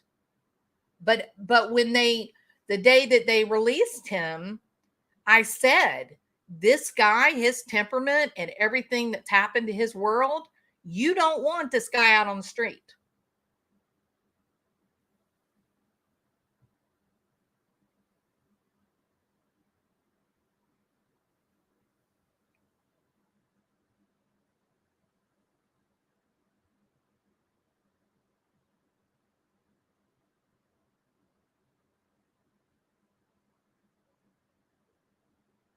He is full of anger. I made that observation. I think I was talking to my husband. Um, I was telling him, my husband, The thing that I find most chilling about Barry, not knowing him, right? I don't know anything extra that other people don't know, just what has been revealed over this thing. But the thing that really bothers me where he's concerned, that makes me feel like he could be unpredictable, is that when he knows that there's cameras on, he's smiling, he's holding the door open, he's putting on quite a show.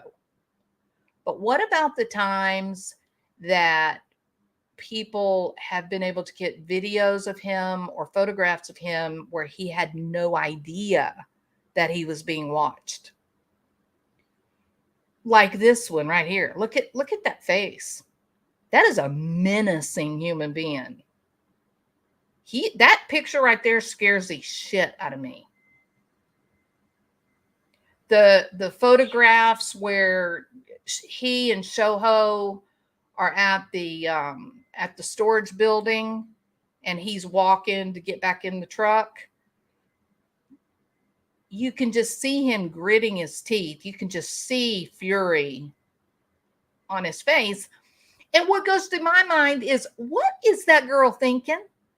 Like, what in the world is wrong with Shoho that she thinks that this is a perfectly safe place to be next to this guy?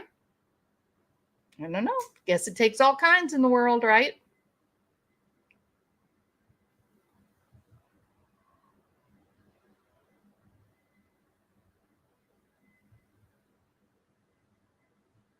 He reminds me of my ex-husband. I got out. Oh, thank goodness you did, Rochelle.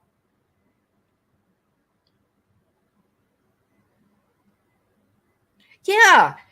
And you know why that, you know what that was, Teresa. You know that something didn't go his way and he got butthurt and he abandoned her. What do you want to bet?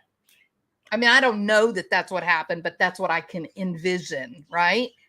But it takes a real loser that you take one of your family members to cancer treatment and then you just drive away and leave them because you got butthurt.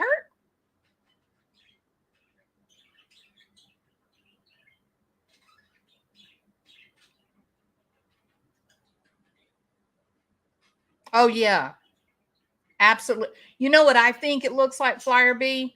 I've looked at that picture a lot of different times. It looks like to me the look on his face is like, go away because it's time for me to teach her a lesson. And there's no way to know that that's what he's thinking. It may have been a perfectly innocent, moment. But it does look menacing. I agree.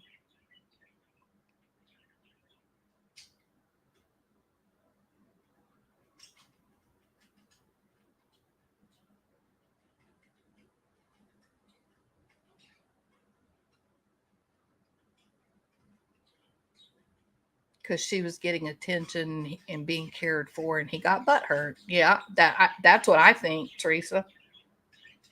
Yep.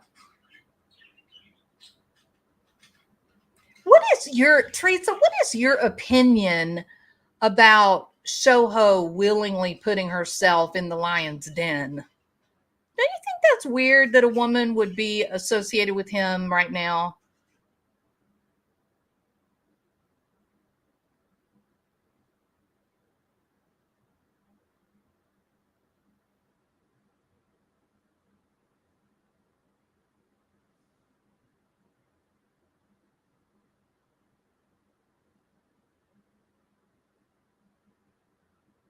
That's what it does look like, Allie. I agree.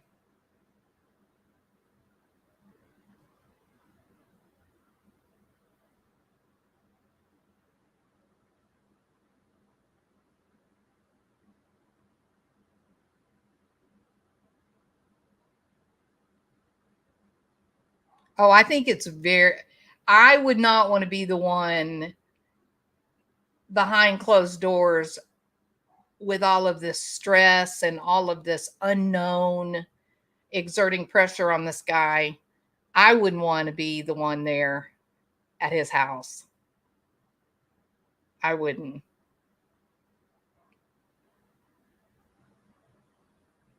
Not because, let me qualify that too. Not because I think he would like plan to do something, not like that at all, but that he's under an incredible amount of stress, like the worst possible, imaginable. And people get impulsive, people act out and get angry and explode with fury when they feel like they've been wronged, and he's essentially kind of been hunted. So I wouldn't want to be there. Not because of what he plans to do, but because what he does without realizing it.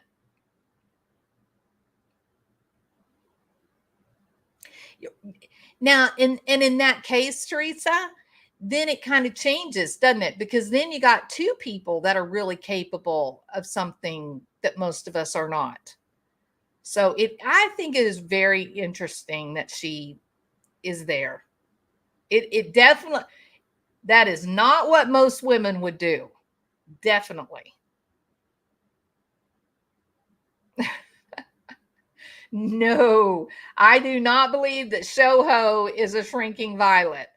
I'm going to make a guess that Shoho has probably been rode hard and put up wet, and she is probably pretty tough, would be my bet. She probably can give out to the best of them, would be my guess.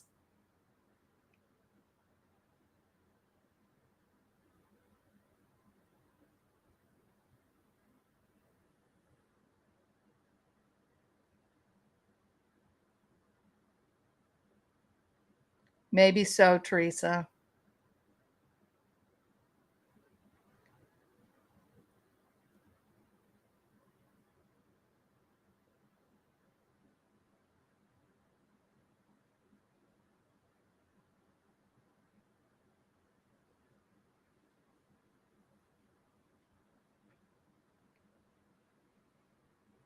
She's a mountain woman, literally. And she's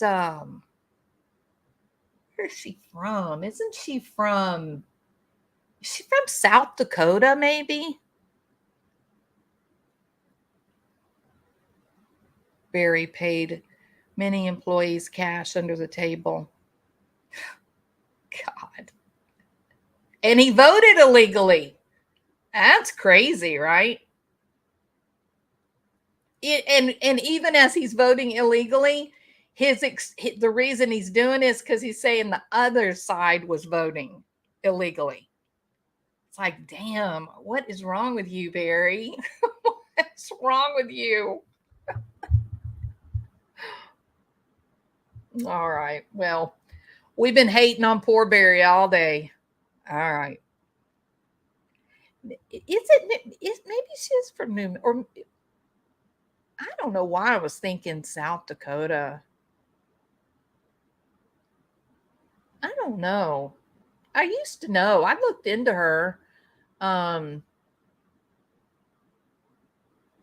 Nothing really stood out other than,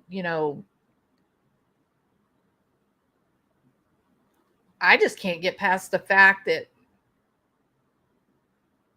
why would you put yourself in this guy's bed given everything that's transpired? I would just be really careful about doing that. It's just a little nervous. Yeah, she was in the nurse. She was a military medic. She's a nurse. Nothing stands out. She just seems really, really regular and normal.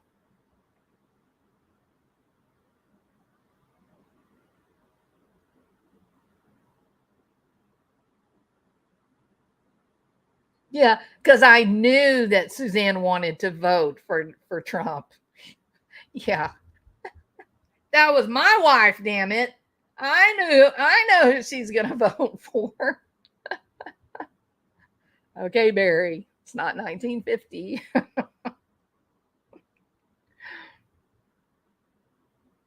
Oh, that's silly, Mama Mo. It's his responsibility if he's drinking. It. Please don't believe the foolishness that he's saying to you. Yeah, exactly, Mama Mo. Exactly. You're 100% right.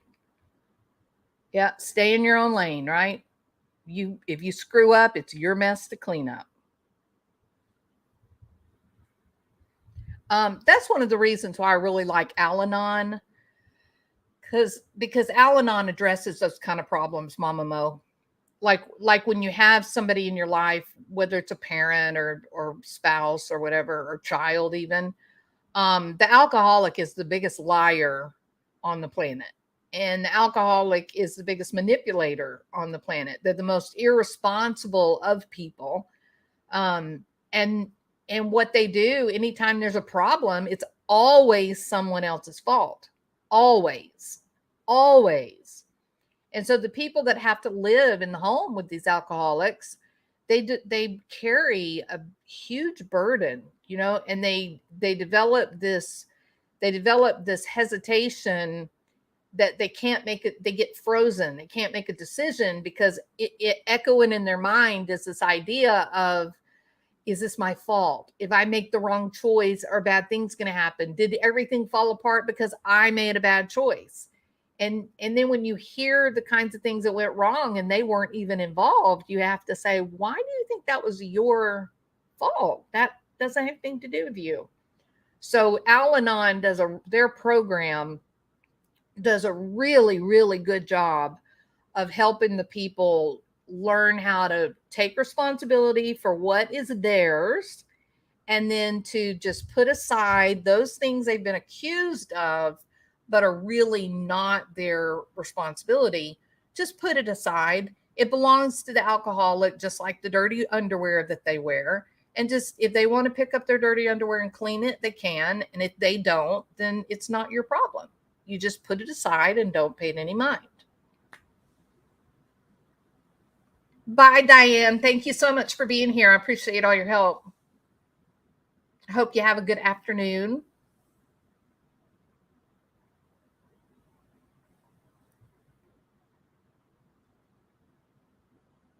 Yeah, frozen. Exactly. Yep. You just don't you you become frozen because there's no confidence. You don't There's no foundation that is meaningful. It's just always what if I do this and I screw it up? What if I do this and I screw it up? But none of the screw ups have been yours. It's just been this creepy alcoholic that's just dumping all of their personality problems onto you.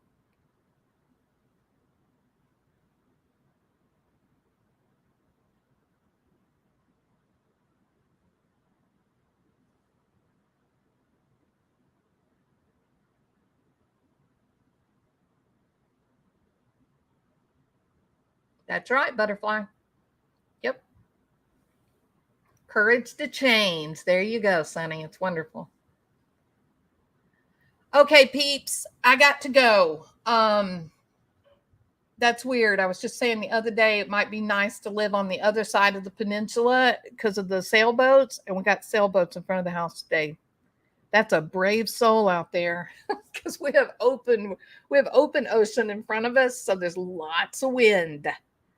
So that sailboat person is, I wonder if they're like in control of the boat or if the boat is in control of them. So, okay. I am going to end this live. Thank you all so much for being here. I appreciate it more than you know. And I'm going to go over to Tyson Draper's channel and I'm going to watch the video because it sounds wonderful. And Barry, take a breath. You know, you just can't run around flipping the bird at people. You got yourself into this mess. Now you're just going to have to stay calm while Ivy and Drew, or Iris and Drew, get you out of the mess. Learn to take a deep breath, Barry. Stop freaking out and having temper tantrums with your truck. Okay, you're not a teenager anymore. All right, y'all have a good afternoon. Bye.